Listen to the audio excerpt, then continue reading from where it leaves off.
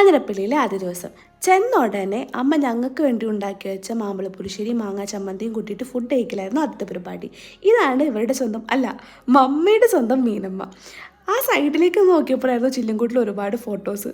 ഈ നിഷ്കളങ്കമായ മുഖത്തേക്ക് ഒന്ന് നോക്കടാ, എന്തൊരു ചൈതന്യം. ഇതൊക്കെ പറഞ്ഞ് ഞാൻ ഇരിക്കുമ്പോഴായിരുന്നു പുറത്തേക്ക് പറമ്പ് കാണാൻ ക്ഷണനം. ഞാൻ പിന്നെ കറിവേപ്പില എവിടെ കണ്ടാലും സ്പോട്ട് ചെയ്യും. ഈ പ്രാവശ്യം കറിവേപ്പില മാത്രമല്ല, ഈ കാണുന്ന ലൂപിക്ക മരത്തിൽ ഒരു ലൂപിക്കുണ്ടെന്ന് പറഞ്ഞാൽ നിങ്ങൾ വിശ്വസിക്കുമോ? പക്ഷെ ഉണ്ടായിരുന്നു, ഒരൊറ്റ ഒരെണ്ണം എനിക്ക് വേണ്ടി കഴിച്ച പോലെ.